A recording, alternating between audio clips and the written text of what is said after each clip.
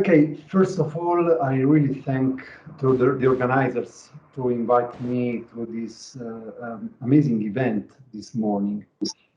I think that this topic about the interpretation and reconstruction of the past is a key topic in these years.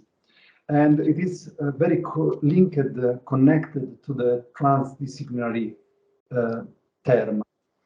Actually, there is a lot of misunderstandings around transdisciplinary terminology. And I was a victim of it. So for that reason, I want to use especially this term. Transdisciplinary can help us to put together things that are very apart, very different, especially the soft data from humanistic side and the hard data from the scientific side, where we can use the sensors and the technological tools. For that reason, let me introduce briefly, very briefly, the transdisciplinary itself. It's an approach to overcome traditional barriers between disciplines and promote collaboration and integration of knowledge. It's different indeed from multidisciplinarity. Let's think to the construction of a bridge. When we construct a bridge, we need for sure engineers. We need also geologists that are able to understand if it is safe to build on that place the infrastructure. But we need also experts in the environment, in the environmental aspects for animals, for the behavior of the ecosystem. And all these studies together are a multidisciplinary approach. Each team will do some part of the work. But when it comes to put together things and to extract new knowledge, we need to find a common language. And here is when transdisciplinary pops up. So we really need not only to put the things together, but also to find a way to communicate them so that can be understandable. So the Charter of Transdisciplinarity, that is something that is very new indeed, it's from 1996, made from Basarab Niculescu. It's a very interesting starting point. It's the most important name, but it's a team of researchers that made it. And how we can use it in virtual reconstruction. The challenge is to reconstruct an archaeological site or a context from the past. We need a transdisciplinary approach because we have archaeologists that provide excavation data, finds, and the understanding of the site from the cultural material side. We need technology, 3D modeling tools, virtual reality. We need the art history for an accurate reconstruction of the artifacts and the decorations. We need also natural sciences to analyze the geological aspects of the site that are very important in some cases. We will see examples on that. And computer science to develop software, original software for specific case studies sometimes. History and anthropology provide us the opportunity to put this context within the big picture of the evenemential history. So the benefits are more accurate and realistic reconstruction. And more than that, we enable an experience of the understanding of the site. What I mean with experience, we approach the site for the aspects that are involved in the transdisciplinary approach, and they are combined together in a visual approach. So we can deploy, we can communicate it also to non-experts, because the outputs are the visual synthesis of different contributions.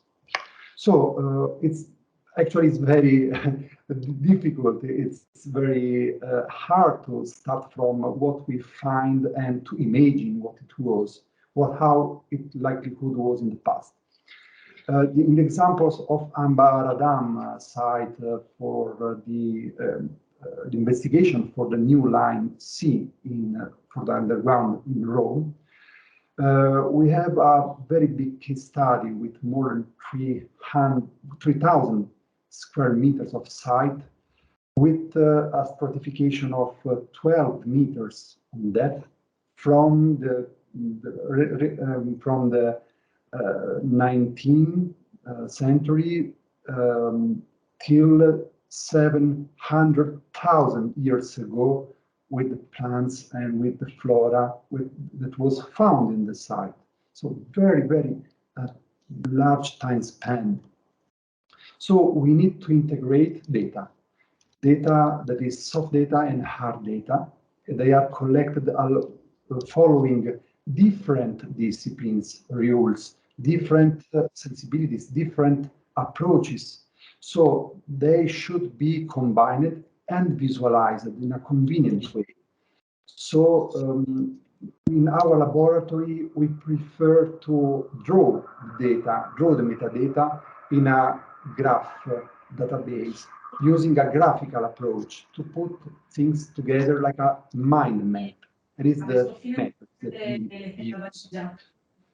A very powerful tool that is a transdisciplinary tool is the stratigraphy, that is the grammar that the nature used to write itself on the material. In other words, when you can read the stratigraphy on a physical object, you can understand and document how the time hit the material, what is the history of the objects.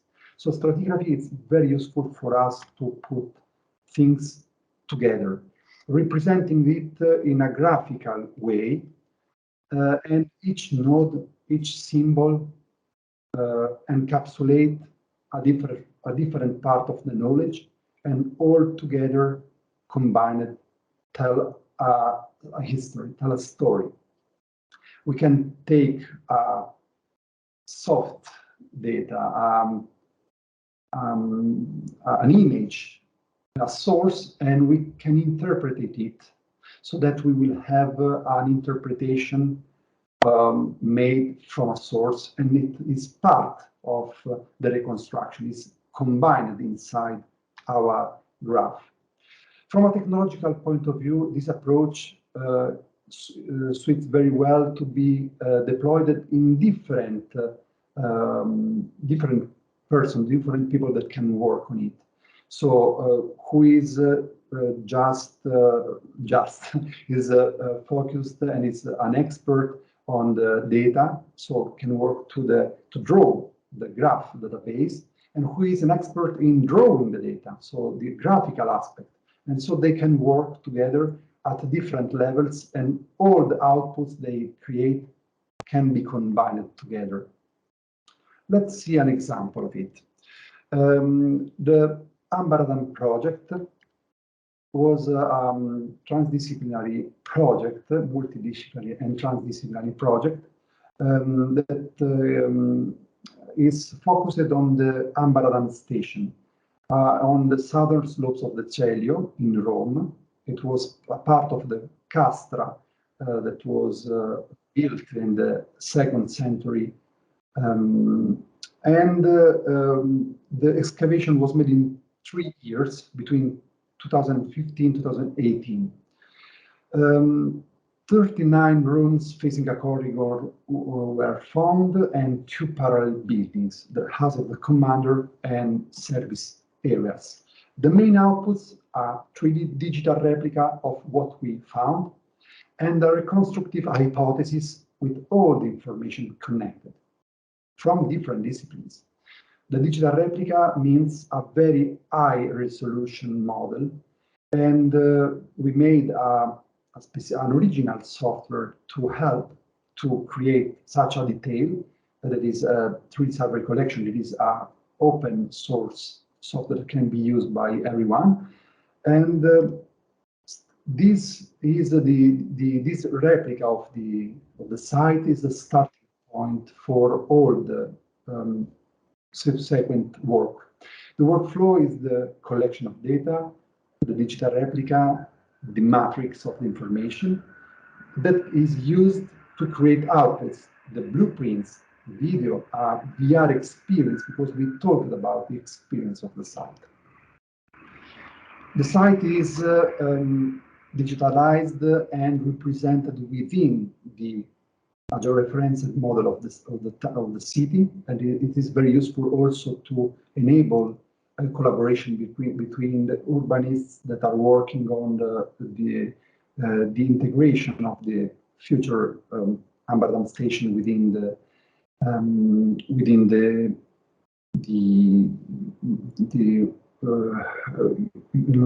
Rome pattern. So here is the representation of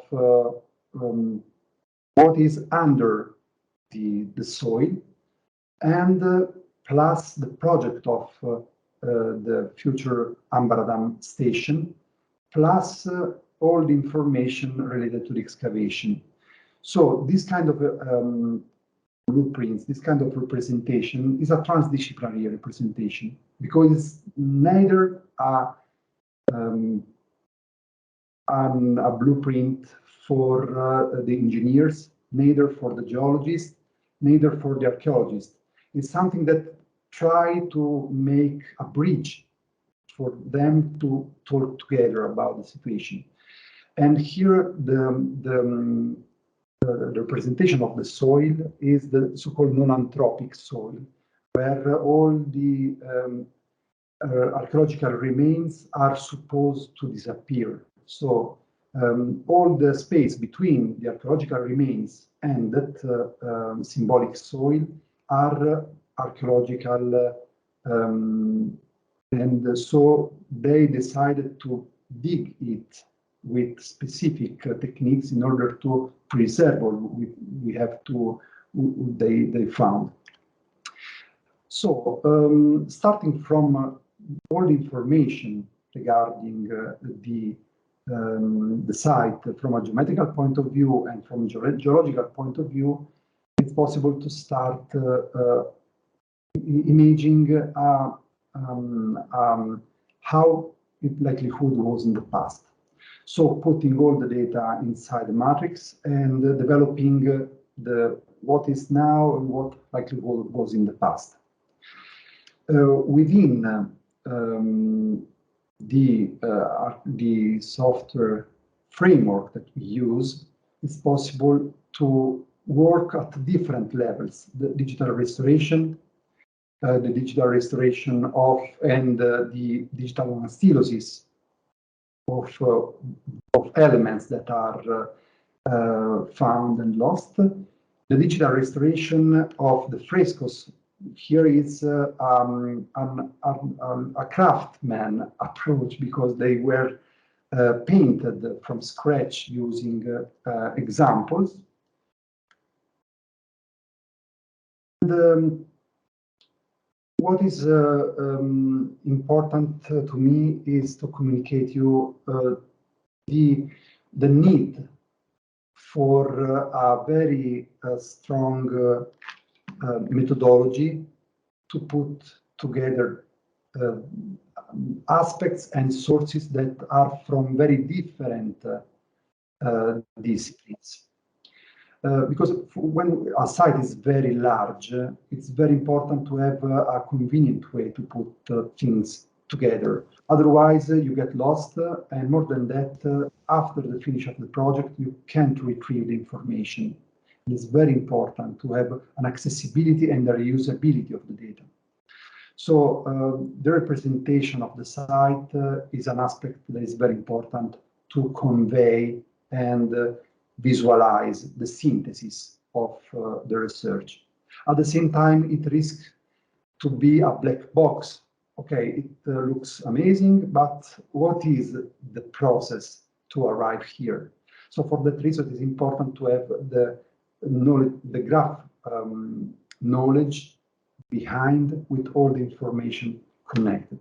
So in our experience, a site large with a lot of information, it's very important to be organized not just from the archaeological perspective, but trying to integrate different kinds of data sets. For that reason, the approach of the graph database, in our experience, it's the most, the easier approach you can use. So Thank you so much, and I give the floor back to Vanya. Thank you so much.